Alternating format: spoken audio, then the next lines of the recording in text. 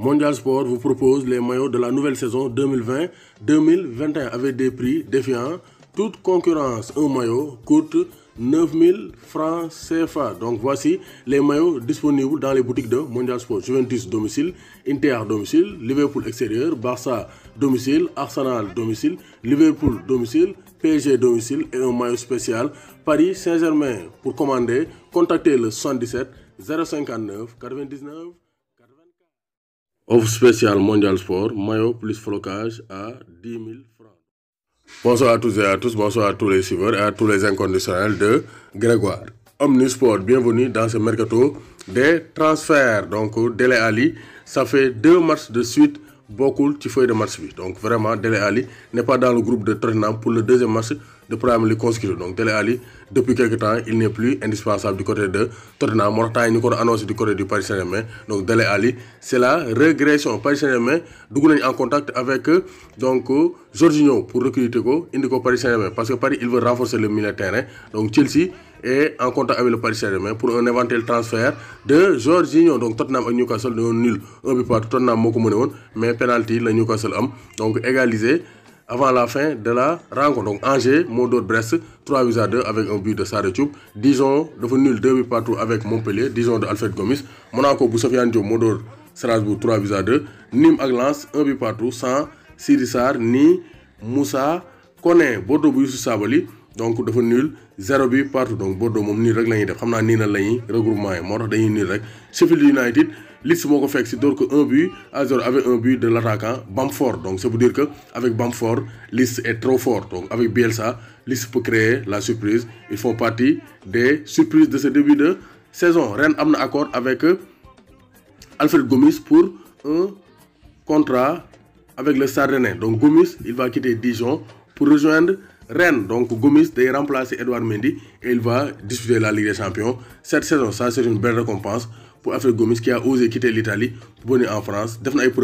Maintenant il va disputer la Ligue des Champions. Donc ça c'est une très bonne nouvelle pour Gomis et pour le football sénégalais. 16 millions d'euros, moins le prix de transfert. Information bobu l'équipe.fr moko joxe. Donc officiel David Wagner est licencié de son poste d'entraîneur. Donc David Wagner moi l'entraîneur de Schalke 04. 8-0 la ko bayen dor Verde donc 3-1 dàq nañ ko. Salif Sané ak wa Schalke 04 foog ñu out entraîneur Boubès. Pour l'instant c'est l'adjoint qui va gérer. Voici les derniers numéro 9 de l'Atlético Madrid. On a Falcao, on a David Villa, Fernando Torres et maintenant on a Luis Suarez. Donc l'Atlético a la tradition d'avoir d'excellents numéro 9. Donc City a un accord avec le défenseur portugais Ruben Dias. Donc Nicolas Otamendi pourrait être inclus dans le deal et faire le chemin inverse. Donc Otamendi dem Benfica, Ruben Dias ñëw fële ci City pour un montant de 55 millions d'euros. Donc Barça a le remplaçant de Nelson Semedo. Semedo dafa def Wolverhampton. Maintenant c'est Serginho Dest,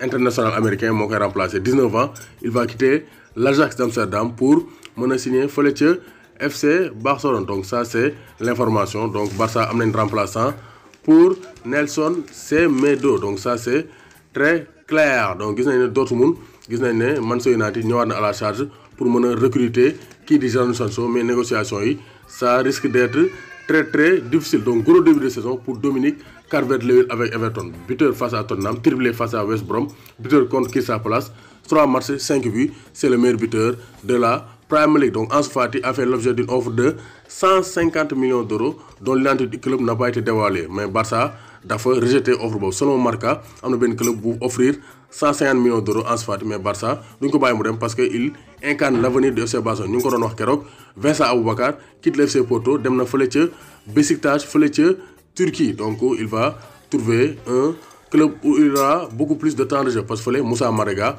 moo ko donc barré. Donc transfert Edouard Mendy bi à Chelsea rapportera 500 000 euros aux municipaux du Havre, 3 fois le budget annuel du club, et 120 000 euros à Co-Criouville. Donc club yi mu jaar yëpp club yi ndaw yi mu jaar yi ko formé donc dinañ am ci xaalis bi 500 000 euros pour municipaux du Havre et 120 000 euros pour Co-Criouville. Donc ça c'est une très bonne nouvelle. Ça veut dire que club formateur yi aussi gars yi duñ leen fàtte ci transfert Bayern propose un salaire de 320 000 euros par semaine.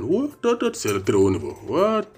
320 000 euros par semaine pour David Alaba le milieu de terrain ou bien le défenseur international autrichien. Donc mon joueur bi kalaam dañuy laaj 440 000 € par semaine sur 5 ans. Donc David Alaba actuellement dafa bëgg am prolongation bu baax a baax balaa muy signer un nouveau contrat avec le Bayern de Munich. Arsenal seen offre dañ ko rejeté 35 millions d'euros. Lyon nee jël leen ci café parce que c'est trop peu, c'est trop petit pour un joueur aussi talentueux qu'Houssem Aouar. Donc ça c'est très clair. Donc gis nañu aussi l'OL va tenter d'obtenir le prêt de Samuel Umtiti moom leer na ko ne actuellement amatul temps de jeu fële ci FC Barcelone dem moo ko arrangé moo tax Lyon foofu lañ bëgg a jouer pour mën a am le prêt de Samuel Umtiti. Donc si Douglas Costa venait à partir, Juve dañoo bëgg a recruter Federico Chiesa. Donc Douglas Costa il est courtisé du côté de Wolverhampton et de plusieurs clubs.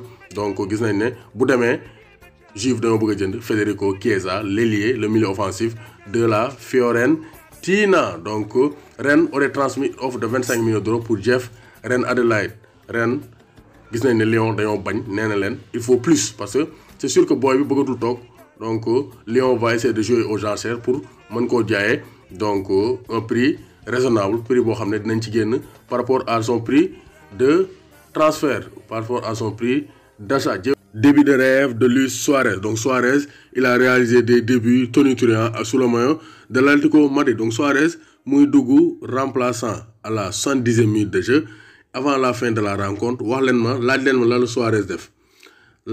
lan la Suarez def. Suarez a réalisé un doublé et offert une passe décisive. Loolu la ñuy wax un grand joueur. Donc Suarez xaarul sax amul temps de latence, amul prise de contact, dafa min liga de grand buteur la. Donc 70e minute entrée de jeu, 72e minute passe décisive, 85e minute but, 94e minute but, victoire finale 6-1. Donc l'Atlético Madrid a réalisé une très belle opération en recrutant Luis Suarez. Barça war nañoo jouer ci kanam dañuy mat seen baaraam wala duñ ko mat. En tout cas Suarez war na leen ne ku ma dajel dinaa la defal bagage. Donc vivement le match Atlético Madrid FC Barcelone. Donc City aussi dañ ko door ba mu tëdd. City 5 la ko Leicester da ko fekk si door ko 5 fekk si leen door leen loolu ñaaw na. Donc Leicester faj na ndoxum City bi avec un triplé de Jimmy Vardy. Donc Vardy occupe maintenant seul la place de meilleur buteur du championnat d'Angleterre. Donc Vardy moom il est bien lancé. Année dernière moo nekkoon meilleur buteur, cette fois-ci il est bien lancé. 6 buts en 3 matchs. Donc Vardy est plus que jamais au top de sa forme. Donc City, encore une fois, avec une défense calamiteuse, City donc se voit broyer à domicile. Donc Guardiola, pour la première fois de sa carrière, mu encaissé dans un seul match 5 buts. Mos ñu ko dóor un score de 5. Tey moom dóor nañ ko. Et aujourd'hui aussi, on a noté la première défaite du Bayern de Munich. Donc Bayern Offenheim moo ko dóor 4-1. Donc c'est la fin de série. Victoire consécutive, 23 victoires consécutives en match officiel la Bayern amoon. Fin de série. Après cette défaite face à Offenheim, 4-1 leen Offenheim dóor dañ leen a dóor ba ñu tëdd. Donc Bayern donc fin de série et première défaite de la saison pour le club de Hans Flick. Donc c'est la gueule de bois. Après avoir tout remporté, le Bayern a été laminé par Offenheim. Suarez en forme.